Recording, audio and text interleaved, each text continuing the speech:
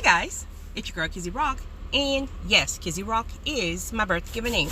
Happy Monday afternoon. I want to say hey to all my subscribers, new as well as seasoned. I got a word for you. Tap in. You want a man, sis? You want a man? Because I got about 20 of them you can choose from. Listen, I'm just joking, but this is going to be completely left from my original topics, that type of thing. But I felt a conviction to make this recording. In fact, if I'm honest, I was supposed to make this recording a couple of weeks ago. And I just kind of wanted to elaborate from a few things. Okay, here's the thing. Men are really not as complicated as women tend to think. We're complicated, so we overcomplicate things. But when it comes down to men, there's a lot of things men like, right? But I want to speak really quickly about your energy. Your energy can be very captivating, or it can be very off-putting.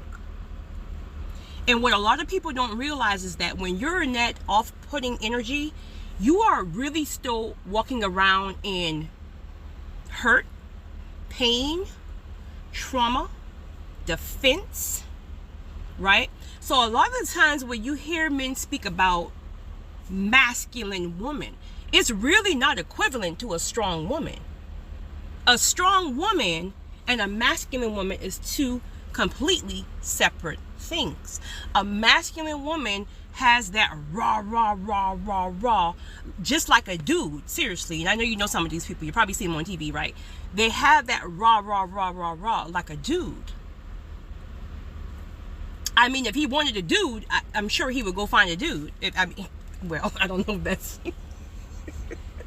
But don't ever confuse being strong. Make zero apologies for being strong. You can be strong and still very captivating. You can be strong and still very inviting. You can be strong and still very feminine. You got to just know how to turn that thing on, turn it off, right? Okay, go back to the recording. Not go back to it, but the recording that I made, and I'm going to make a part 2 soon, right? Where I was asking the gentlemen to help me make it rain inside my house.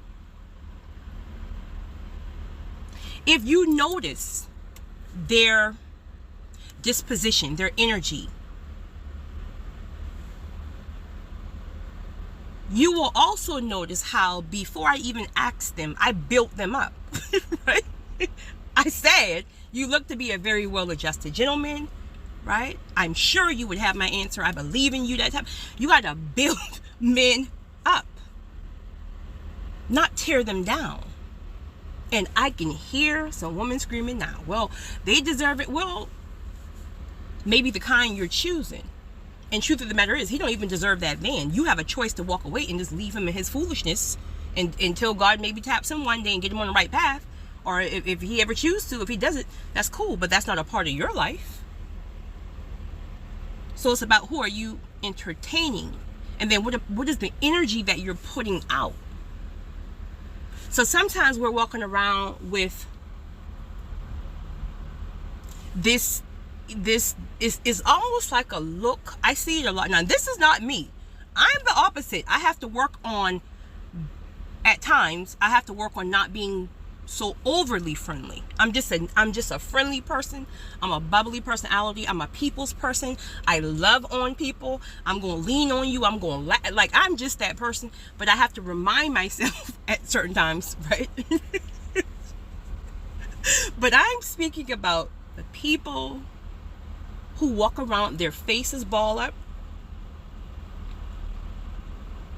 They feel like anything a man say to them, they already have this story concocted in their head because they think all men are the same.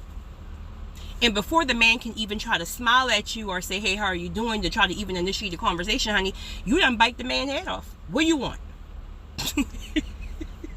And you're just like, what? I just said hello. What do you want from me? Because all men are dogs. Y'all ain't nothing. Get out my face. I ain't got time. I'm dating the Lord. Jesus is my man.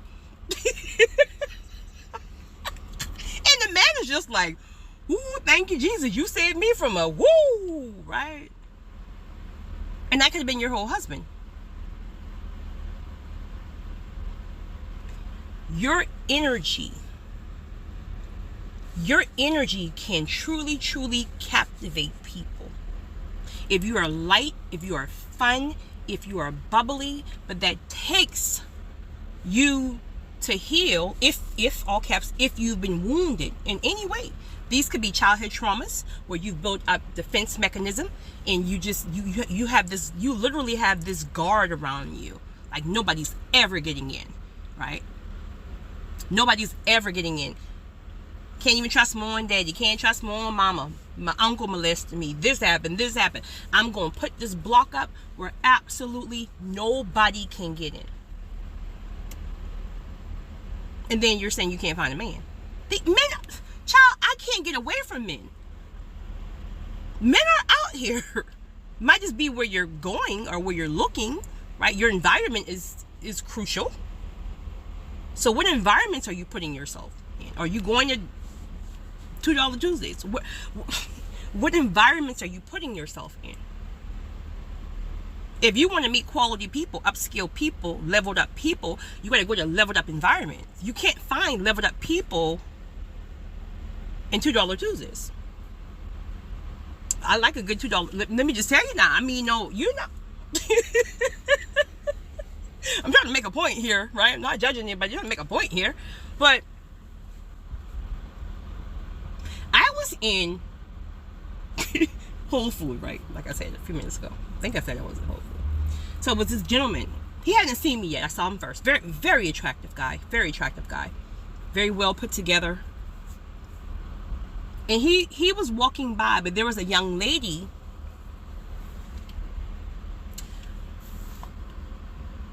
who was in the area, right? But she had a very, very off-putting, I mean, without even saying a word, it was the mean mug on her face. It was just the aggression of just leave me alone type of thing, right? And then that just made me really think, because it turned me off as a woman, right? It turned me off like, sis, I mean, I no judgment, because I don't know what has happened in your life, but you're alive, right? You got a chance to heal, because whoever hurt you, whoever wounded you, that person still have control over your life. People like to say things like, oh no, I've moved on.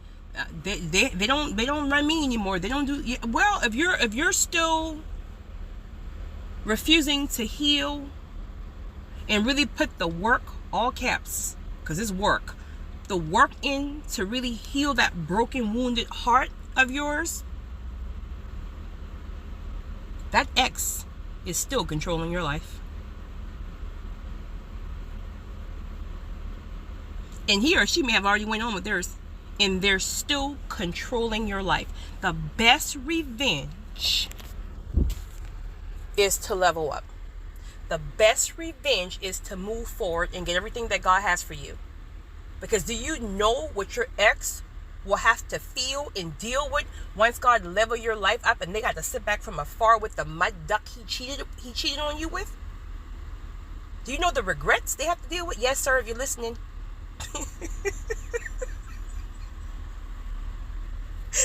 Do you know what they have to deal with? The regrets. The regrets of knowing you're never ever coming back. Ever, if you're listening, sir. So anyway, kids, you get it together here, right? I don't know why I'm tripping on this Monday. Okay. So the same gentleman, right? He walked off from her. Now he never even knew. Bye. He never even knew that I had saw him initially talking to the or attempting to kind of, I guess, linger where the other young lady was. And then about 5 minutes later, when I kind of just went back in my own zone, he happens to pop up on my aisle. Same thing, lingering, looking for some hot sauce or whatever he got going on. And he looked and he said, hello. And I said, hey, how are you? And he said, wow, it's really, your energy is very refreshing. That's what he said, right? I guess he's still traumatized from old girl, right? He said, your energy is very refreshing. And I said, well, thank you. And he said a couple of other things, right? But I could tell he wanted to holler at your girl, right? But that's not my portion. He's not my portion. Right? But the point I'm trying to make is, I was still very friendly. I was still very inviting. If I would have choose to invite him, not like invite him, not Satan, leave me alone, right? Where I allowed that space for him to feel like, okay, she's not an angry, quote unquote, angry black woman. Because every woman is not an angry black woman. Let's just clear that up for any of my men who keep running around here saying that, right? Men are very, very attracted to confidence. And guess what? That doesn't mean you have to look like an Instagram model. You know what men are attracted to? Women who know who they are. This has nothing to do with your looks. This has nothing to do with your body. This has nothing to do with your money, which they don't even really care about that anyway, like that, right? Some do, some don't. I don't know. It's about you being your highest self. You knowing who you are. And I mean, seriously, like not just saying it because it's easy to say, well, I know who I am. You really, really, really, really know who you are. And he can't play with you all kind of way. You're different. You're rare. You're tapped in. Notice, I'm not speaking anything about physical. Yes, men are visual, and men are visual, right? It is what it is. But I'm speaking more on a deeper level. When you are tapped in and you are reassuring yourself, you know what you carry, you know you got choices, point blank period out here. You're not desperate for anything. You're in your lane, your own lane, and your confidence is on 10. Not to say you don't have your days. Do you know how attractive that is? Sometimes so much so that it's intimidating. If he's not leveled up himself, it will not intimidate a man who's leveled up. Men are attracted to confidence. Men are attracted to light, fun energy. You know, I went to a comedy show. Actually, it was Schuler King a couple of weeks ago. I was sitting not next to, but like on the same row with this female, beautiful girl. She was there with, I don't know what it is, wait, with a guy, gentleman. This girl, this young lady, is at the comedy show. A comedy show. Everybody's laughing. Not saying she have to laugh. If the joke is not funny, it's just not funny. But I'm telling you, face balled up the entire time. I don't think I saw her, like she was kind of like in front of me, like to an angle so I could see her. I don't think she laughed one time. To the point that the comedian actually pointed out. And when he did, then she kind of gave like a little smirk. But it was this energy of somebody has hurt her and she don't want to be bothered. But here's the crazy part. That's her thing, right? That's her process. But here's the crazy part. The gentleman who she was with, he was so tense that he couldn't even laugh. He had to hold his laugh in because when he go to laugh, she side-eye him and he couldn't laugh. And I just thought to myself, this has to be a miserable household. This has to be a miserable household to come home to an energy that's that heavy and is just that off-putting all the time. Not that I know their life story, but I'm trying to make a point here from a certain perspective.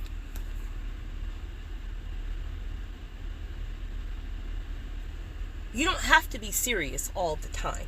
Now, it's the time to be serious, right? Because let me tell you, me, honey, I will chuckle all day long. I love to laugh. I'm telling you.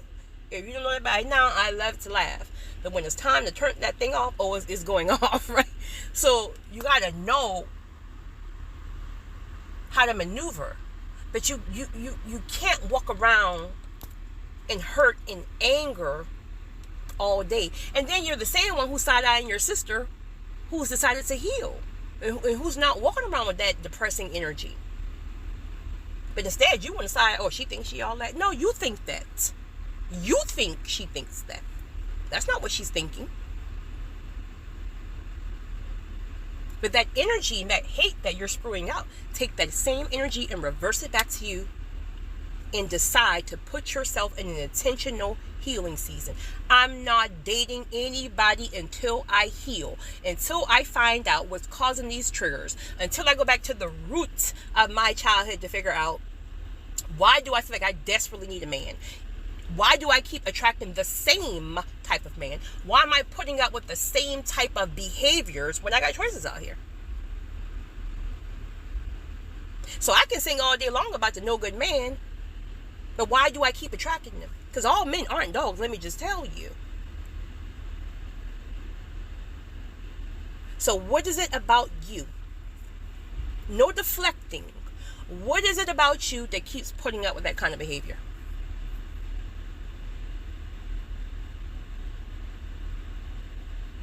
Because when you know who you are, you will walk and don't care about if another one's coming. But if you've not intentionally healed, you're too afraid to let go of one because you think another one won't come. Well, you don't even need another one if that's the case.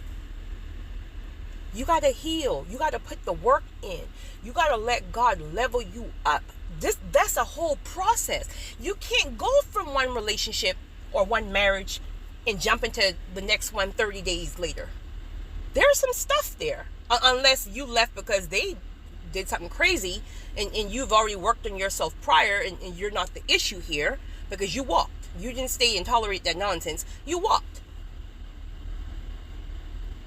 But in some scenarios, when you are allowing somebody to constantly cheat on you and you can't even leave if you wanted to, you probably got the soul tie, right? Could be a soul tie, could be a narc, because narcs are very, very difficult to leave because they beat you up so bad that you don't even have the confidence or self-esteem to leave, right?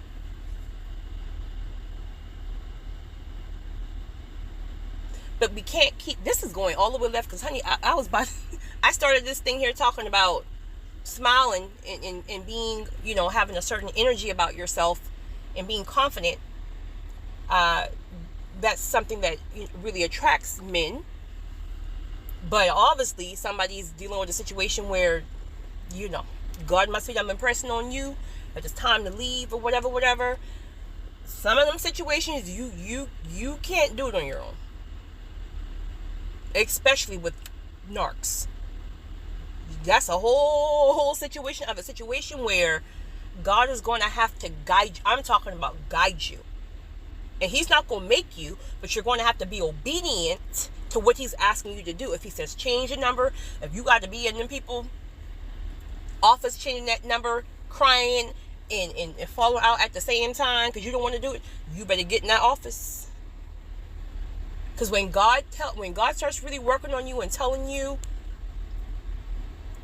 and giving you certain convictions to do certain things, there's a grace like never before. You just got to take the step, and then something comes on you where you couldn't do it yourself before, but now if you just take the step, crying and all, packing in all, the minute you take the step, a grace will come upon you, and it will make it not easy, but way more easy as if you've tried to do it on your own in prior seasons. The man you're trying to change is not your man. So you're spinning your wheels trying to make this man be a man. You're spinning your wheels trying to make this man be faithful. See, here's the problem with that. This is why I don't hate an ex. Seriously. I really don't. I still got love for my exes. Vice versa. If I call today, they're picking up.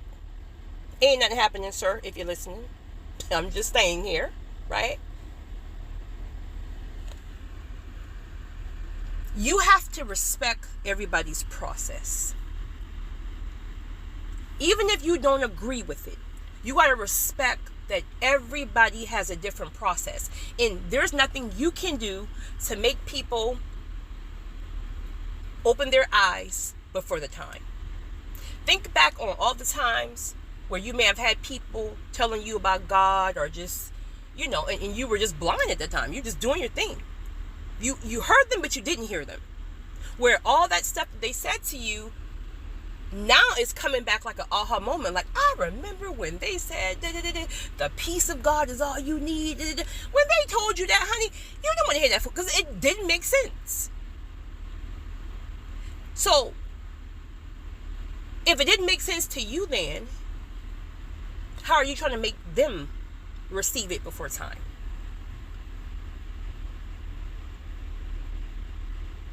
As much as you want them, as great of a potential you see in them, as much as you see having the children in the fairy tale white picket fence that somebody said some come in a dream somewhere, honey, when you're a little girl, they say, child,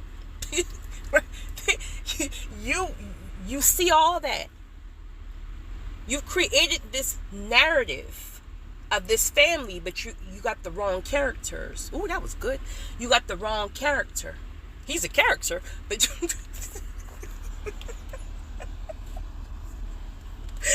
ooh, child. So everything that you created, yes, God, I'm sure God probably told you he has this certain type of life for you with a husband or a wife. Guys, I know some of my guys are here too. I'm not trying to exclude you. I'm sorry. Right? He has a certain wife or husband for you. Right? He gave you this vision of how it would look. But maybe that's not the person. Did you choose this person?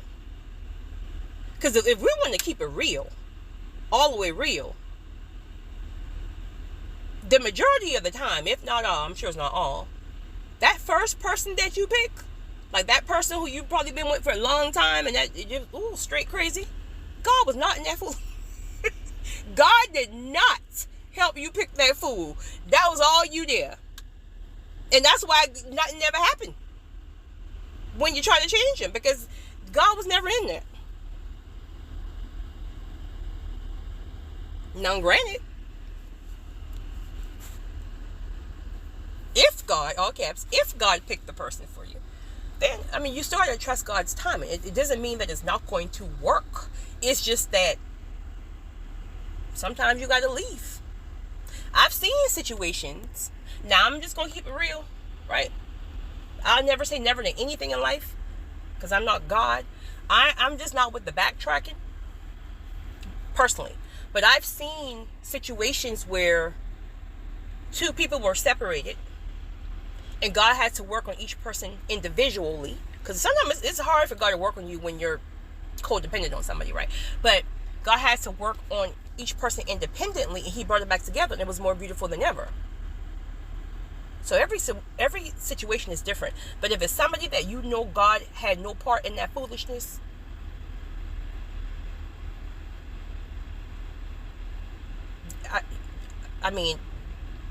you can barely change yourself. How you? It's hard to change yourself. It's a full-time job trying to change yourself. How are you going to change a person? So you got to release people and just let them go. Like, seriously, there's no hate, still love, ain't nothing happening, but nothing bad to say about each other. Seriously. Now, again, that's how I feel. But I do know there are other situations where people have been burned so bad, like the man slept with their best friend. Now, see, I've never known anything like that, right? So maybe I've made a whole lot of speaking on that part of things about it's still all love and it's peace and it's all that stuff like that, honey, because so but anyway, I wanted to share that. I promise you, I came on to give you, this is supposed to be like a 3-minute recording. I came on to give you 2 things that men are really attracted to, and that was going to be confidence and your energy. That was it. But you just got a whole sermon, honey. You guys have a great one. It's your girl, Kizzy Rock.